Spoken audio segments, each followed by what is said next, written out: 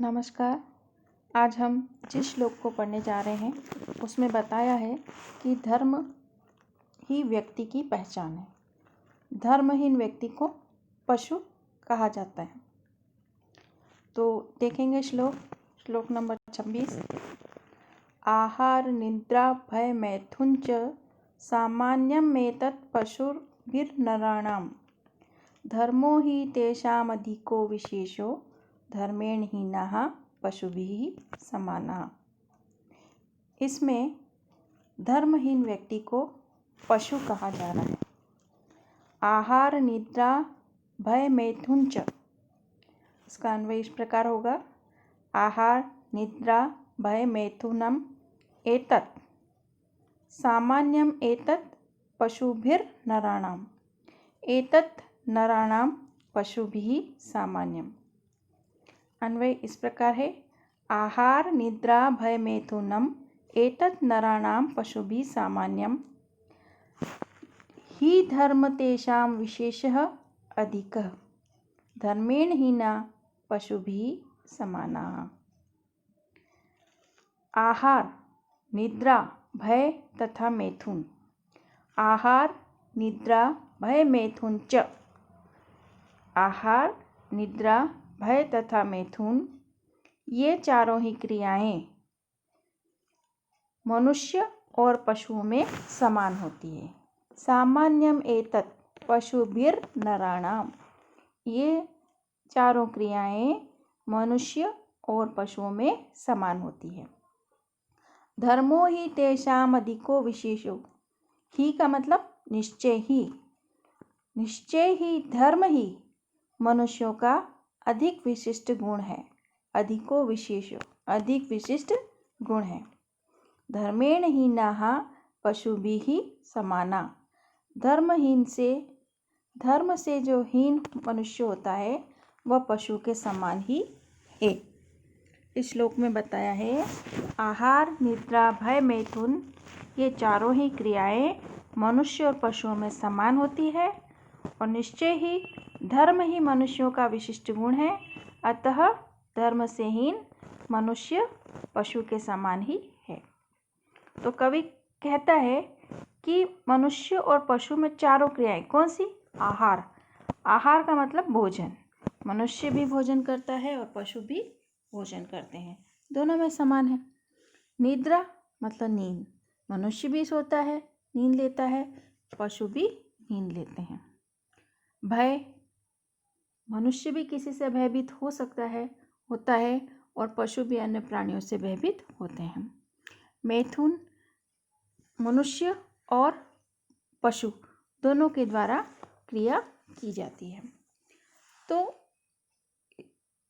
आहार निद्रा भय मैथुन, ये चारों गुण तो मनुष्य और पशु में समान है। तो फिर मनुष्य अलग कैसे है? तो मात्र धर्म ही, निश्चय ही धर्म ही मनुष्यों में अधिक विशिष्ट गुण होता है। धर्म के कारण ही पहचान होती है कि ये मनुष्य है, ये पशु है, ऐसा कहा जाता है। क्योंकि पशु जो होते हैं वो धर्म गुण से संपन्न नहीं होते। पशु धर्म नाम की चीज़ को जानते नहीं हैं। हालांकि खाते पीते सोते वो भी हैं और मनुष्य भी सोते हैं, लेकिन उनमें क्या नहीं होता? धर्म। और मनुष्य की पहचान किससे होती है? अलग कैसे होता है? धर्म के नाम से, कि ये मनुष्य है और ये पशु है। इस प्रकार का भेद धर्म के द्वारा किया जाता है। परंतु जो व्यक्ति धर्म से रहित है, धर्म ही तो पहचान है, और कोई व्यक्ति ऐसा है जिसमें धर्म नाम की चीज़ ही नहीं है, तो वो पशु के समान ही है। अर्थात जो धर्महीन व्यक्ति है वो पशु के तुल्य ही है। इसलिए क्या होना चाहिए? मानव को धर्म और कर्मशील बनने का उपदेश दिया है। तो यहाँ पर विशेष बात है कि मनुष्य को धर्म का आचरण करना चाहिए। आहार निद्रा, आहारश्च निद्रा च भयं च मैथुनं च, यहाँ पर द्वंद्व समास है। आहार निद्रा भय मैथुन, इन सब का समाहार द्वंद्व समास है। अब अगला श्लोक देखेंगे। अगला श्लोक जो है पुरुषार्थ के बारे में है। धर्मार्थ काम मोक्षाणाम यस्य कोऽपि न विद्यते अजागलस्तनस्येव तस्य जन्म निरर्थकम। पुरुषार्थहीन व्यक्ति के जीवन की व्यर्थता बताई है कि पुरुषार्थहीन व्यक्ति है तो उसका जीवन निरर्थक है। इस श्लोक में ये बताया है कि पुरुषार्थ आवश्यक है। इसका अन्वय इस प्रकार है। यस्य धर्मार्थ काम मोक्षाणाम एको अपि न विद्यते तस्य जन्म अजागलस्तनस्य इव निरर्थकम। जिस मनुष्य के पास धर्म, अर्थ, काम तथा मोक्ष इन 4 पुरुषार्थों में से एक भी नहीं है तो उस पुरुष का जन्म बकरी के गले के स्तन के समान निरर्थक ही होता है।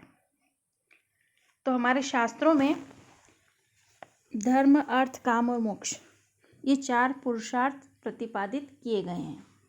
आपसे पूछा जा सकता है कि पुरुषार्थ चतुष्टय कौन से हैं? 4 पुरुषार्थ कौन से हैं? धर्म, अर्थ, काम और मोक्ष। तो मनुष्य को अपने जीवन में इन पुरुषार्थ चतुष्टय की प्राप्ति करनी चाहिए। चारों पुरुषार्थों की प्राप्ति करनी चाहिए। परंतु किसी व्यक्ति के जीवन में इन 4 पुरुषार्थों में से एक भी नहीं है, अर्थात वह व्यक्ति न तो धर्म का आचरण करता है, न अर्थोपार्जन करता है, न रति क्रिया करता है और न मोक्ष प्राप्ति के हेतु साधना आदि करता है, तो ऐसे पुरुषार्थहीन व्यक्ति का जीवन सर्वथा व्यर्थ है। किस प्रकार से व्यर्थ है? जैसे कि उदाहरण बताया है कि बकरी के गले में गल स्तन होते हैं, गले में मांस लटकता रहता है, तो उससे कोई गल स्तन से दुग्ध आदि की प्राप्ति तो होती नहीं है, अपितु जब वो बकरी चरने जाती है तो वो बाहर लटकता है, उससे उसको कष्ट होता है। अतः जिस प्रकार बकरी हेतु गल स्तन व्यर्थ है, उसी प्रकार धर्म, अर्थ, काम, मोक्ष पुरुषार्थ से हीन व्यक्ति का जीवन भी व्यर्थ होता है। अर्थात प्रत्येक व्यक्ति के जीवन में धर्म, अर्थ, काम, मोक्ष इन पुरुषार्थों में यथा साध्य पुरुषार्थ चतुष्टय की प्राप्ति करनी चाहिए। तो यहाँ पर व्यक्ति को पुरुषार्थ की प्राप्ति के लिए प्रेरित किया गया है कि पुरुषार्थ का पालन करना चाहिए। पुरुषार्थ कौन से हैं? धर्म, अर्थ, काम, मोक्ष। धर्मार्थ, इसकी व्याकरणात्मक टिप्पणी इस प्रकार है। धर्मश्च अर्थश्च कामश्च मोक्षश्च तेषां समाहारः। यहाँ पर द्वंद्व समास है। अब हम अगला श्लोक देखेंगे, श्लोक नंबर 28। उसमें बताया है कि गर्भस्थ प्राणी के लिए 5 बातों का निर्धारण किया जाता है। कौन करता है? ब्रह्मा, जो हमको जन्म देने वाला है, विधाता है, वो गर्भस्थ प्राणी के लिए 5 बातों को पहले से ही निर्धारित कर देता है। श्लोक है आयुः कर्म च वित्तं च विद्या निधनमेव च पंचेतान्यपि सृज्यन्ते गर्भस्थस्येव देहिनः। यहाँ पर गर्भस्थ प्राणी हेतु 5 बातों के निर्धारण का कथन किया जा रहा है। आयुः कर्म च वित्तं च विद्या निधनमेव च एतानि 5 अपि गर्भस्थस्य एव देहिनः सृज्यन्ते। आयु, कर्म, वित्त, विद्या तथा मृत्यु, ये 5 बातें। कौन सी 5 बातें? आयु, कर्म, वित्त, विद्या और मृत्यु। ये 5 बातें माता के गर्भ में स्थित होने पर ही प्राणी के लिए ब्रह्मा द्वारा लिख दी जाती है। कहते हैं ना, ब्रह्मा या विधाता पहले से लेख लिख देता है। तो जैसे ही बालक माँ के गर्भ में जाता है तो उसकी आयु, कर्म, वित्त, विद्या और मृत्यु का निर्धारण हो जाता है। तो ब्रह्मा क्या निर्धारित करते हैं? आयु के बारे में कि ये शिशु कितने वर्ष तक जीवित रहेगा। कर्म कैसे कर्म करेगा, शुभ अशुभ सभी कर्मों का ब्यौरा पहले से निश्चित होता है। वित्त कि पशु ये शिशु कितने धन और ऐश्वर्य को प्राप्त करेगा और उसका भोग किस प्रकार से करेगा, ये भी पहले से निर्धारित होता है। इसके अलावा विद्या, ये कितनी विद्या को आत्मसात करेगा जीवन में, ये भी पहले से निर्धारित कर दिया जाता है विधाता के द्वारा। इसके बाद एक जो महत्वपूर्ण बात है निधन, कि इस व्यक्ति की मृत्यु कब होगी, ये भी उसके गर्भस्थ होने के समय ही निर्धारित हो जाता है। तो कवि क्या बता रहा है इस श्लोक के माध्यम से, कि व्यक्ति को अपने पूर्वकृत कर्मों के अनुसार फल मिलता है। वो जैसा जीवन जीता है वो अपने पहले किए हुए कर्मों का फल होता है। देहिनः देह अस्य अस्ति इति। देहिना, देह में इनी प्रत्यय जुड़ा हुआ है। अब अगला श्लोक देखेंगे, श्लोक नंबर 29। अवश्यं भाविनो भावा भवन्ति महतामपि नग्नत्वं नीलकंठस्य महाईशैनं हरेः। इसमें भाग्यवाद का प्रतिपादन किया जा रहा है। क्या बताया है? भाग्यवाद को। महताम अपि अवश्य भाविनो भावाः भवन्ति। अवश्यम भाविनो भावा भवन्ति महताम अपि। इसका अन्वय इस प्रकार है, महताम अपि अवश्य भाविनो भावाः भवन्ति नग्नत्वं नीलकंठस्य महाईशैनं हरेः। नीलकंठस्य नग्नत्वं हरेः महाईशैनं। अवश्य रूप से होने वाले महताम अपि, महताम अपि का मतलब है महान पुरुषों को भी, अवश्यम भाविनो भावा भवन्ति, जो अवश्य होने वाला है वह तो होकर ही रहता है। मतलब अवश्य रूप में होने वाले जो भी भाव हैं वह महान पुरुषों को भी होकर ही रहते हैं। जैसे नग्नत्वम नीलकंठस्य, नीलकंठ शिव की नग्नता, और हरे है, हरे है आया है विष्णु के लिए, विष्णु का शेष नाग शैया पर शयन करना। महाअहिशयनम, शेष नाग शैया पर शयन करना विष्णु के भाग्य में है, और शिव के भाग में है नग्नत्वम, क्योंकि शिव कपड़े नहीं पहनते, क्या पहनते हैं? मृगछाल। तो इस चराचर जगत में अवश्य रूप से होने वाली घटनाएं होकर ही रहती है। अर्थात विधि ने जिस व्यक्ति के लिए जो भी निश्चित कर रखा है वह होकर ही रहता है। विधि का विधान सभी, चाहे वो मनुष्य हो, यक्ष हो, देव हो, सभी पर घटित होकर ही रहता है। और इसको स्पष्ट करने के लिए कवि उदाहरण देते हुए कह रहे हैं कि जिस प्रकार भगवान शिव को नग्न रहना पड़ता है क्योंकि उनके भाग में नग्नता का विधान किया गया है, तथा भगवान विष्णु को क्षीर सागर में शेष नाग रूपी शैया पर शयन करना पड़ता है। तो जब विधि के विधान द्वारा शिव और विष्णु जैसे देवता भी संचालित होते हैं, मतलब ये तो देवता हैं शिव और विष्णु जो जगत को चलाने वाले हैं, उनका भी भाग्य निर्धारित पहले से हो गया है, जो होना है वो होकर ही रहता है, तो सामान्य मानव की तो बात ही क्या, उसे तो भुगतना ही पड़ेगा। तो यहाँ पर ये बताया है कि विधि के विधान द्वारा ही सृष्टि नियमित होती है। सृष्टि किस प्रकार संचालित होती है? विधि के नियम द्वारा, कि जो अवश्य रूप में होने वाला है वह होकर ही रहेगा, चाहे वह सामान्य पुरुष हो, चाहे देव हो, चाहे यक्ष हो, चाहे कोई भी हो। अब हम अगला श्लोक पढ़ रहे हैं, श्लोक नंबर 30। यद भावी च तद भावी, भावी चेन तदन्यथा, इति चिंता विषक्नो अयम अगद किन्न पीयते। इसमें पुनः भाग्यवादिता का प्रतिपादन किया जा रहा है। यद भावी च तद भावी, यद अभावी तद भावी न, भावी चेत तत् अन्यथा न, भावी चेन तद अन्यथा, भावी चेत तत् अन्यथा न।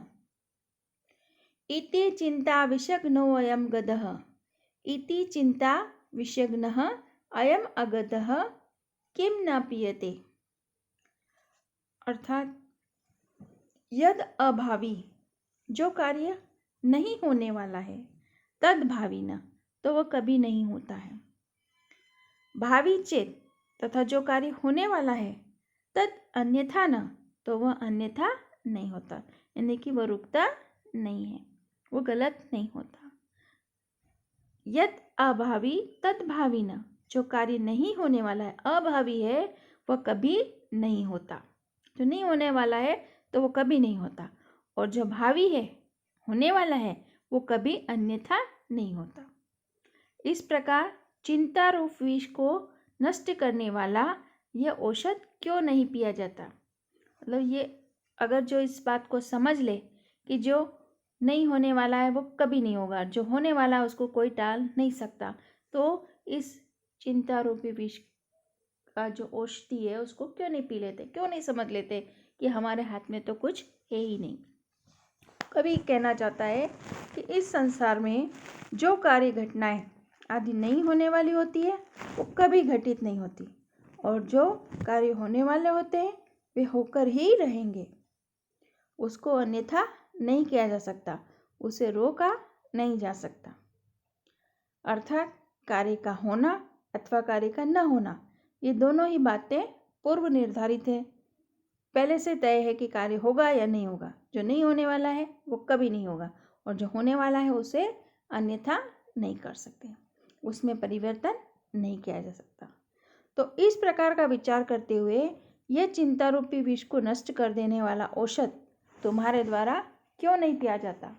अर्थात ऐसा विचार कर व्यक्ति को चिंतित नहीं होना चाहिए कि जो नहीं होने वाला है तो वो होगा कभी नहीं, और जो होने वाला है वो टलेगा कभी नहीं। इस प्रकार से इस औषध रूपी चिंता रूपी विष को क्यों नहीं पी लेते आप, इस औषधि को क्यों नहीं ग्रहण कर लेते, इस विचार को क्यों नहीं समझ लेते। तो यहाँ पर भविष्यता के अटलता का प्रतिपादन किया गया है कि जो भविष्य में होने वाला है वो होकर ही रहेगा, जो लिखा है वो होकर ही रहेगा। अभावी यानी न भविष्यति इति तच्छिल, जो नहीं होने वाला है ऐसा क्या कहलाता है, अभावी। अगध न विद्यते गद यस्मात्, यहाँ पे न पुरुष समास है, और इस प्रकार से कवि हमको बताना चाहता है कि हमारे जीवन में धर्म का बहुत महत्व है, भाग्य का बहुत महत्व है, कि जो काम होने वाला है वो होकर ही रहेगा। पुरुष विधाता ने, ब्रह्मा ने गर्भस्थ शिशु से ही तय कर दिया है कि हम किस प्रकार से जिएंगे, किस प्रकार से मरेंगे। तो अब हमारे हाथ में क्या है कि हमको जो जीवन मिला है उसको हम बहुत ही अच्छी तरह से जिए, क्योंकि एक तरह से एक श्लोक में बताया है कि हम इस जीवन में जो जी रहे हैं वो अपने पूर्व जन्म में किए हुए कार्यों को भोग रहे हैं।